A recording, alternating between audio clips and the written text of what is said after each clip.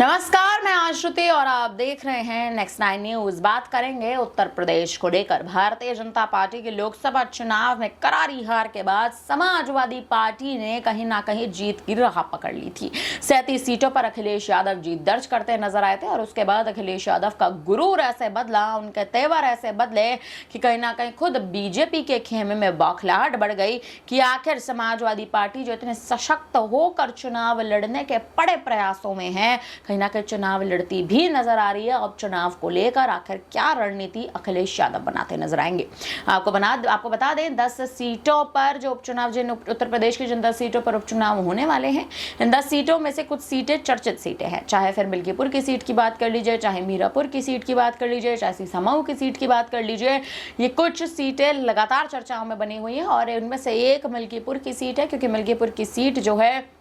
अयोध्या की सीट मानी जाती है, यानी फतेहपुर। जिस सीट पे लोकसभा चुनाव में कहीं ना कहीं इस बार भारतीय जनता पार्टी ने हार का सामना किया था, अयोध्या की सीट पर हार का सामना किया था। उसके बाद अब मिल्कीपुर की सीट है जो विधानसभा सीट है और जिस विधानसभा सीट पर उपचुनाव होने वाले हैं। ये मिल्कीपुर की सीट लगातार चर्चाओं में इसलिए है क्योंकि इसी के साथ साथ अगर आप देखें तो कटहरे की भी सीट मानी जाती है, लेकिन मिल्कीपुर की सीट अयोध्या के खेमे में आती है और भारतीय जनता पार्टी के पास अब मिल्कीपुर की सीट साधने के लिए एक बड़ा चुनावी फॉर्मूला भी बताया जा रहा है। आपको बता दें कि योगी आदित्यनाथ मिल्कीपुर में एक ऐसा प्रत्याशी कहीं ना कहीं उतारने के बड़े प्रयास में हैं जो प्रत्याशी बड़े चेहरे का हो, नामी चेहरा हो और अयोध्या में भारतीय जनता पार्टी एक बार फिर विधानसभा क्षेत्र में अपना दबदबा बनाने में कायम साबित हो सके।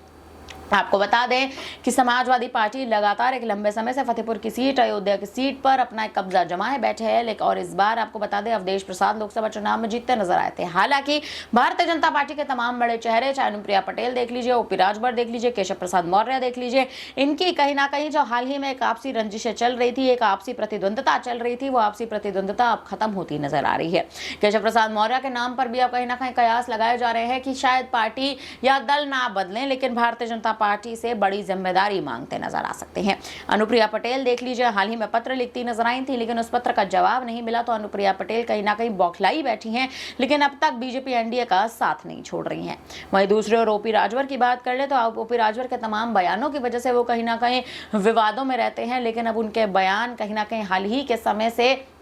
एक तरह से कहे तो शांत हो रखे हैं और कहीं ना कहीं योगी आदित्यनाथ का और बीजेपी का समर्थन करने में नजर आ रहे हैं। योगी आदित्यनाथ की स्थिति बीजेपी में पहले ही खराब है और आखिर अब मिल्कीपुर की सीट पर कौन मिल्कीपुर की सीट से चुनावी मैदान में उतरने वाला है, ये देखना बेहद अहम हो रहा है। और कहीं ना कहीं उत्तर प्रदेश में सपा बनाम भाजपा की जो स्थिति है, आखिर समाजवादी पार्टी भारतीय जनता पार्टी की फजीहत करने में कामयाब होगी या भारतीय जनता पार्टी एक बार फिर से वापसी करती नजर आएगी, ये अहम मुद्दा बन चुका है। फिलहाल अब इस पर आप क्या कहेंगे, आप कमेंट करके जरूर बताएं। बने रहिए हमारे साथ, देखते रहिए नेक्स्ट 9 न्यूज।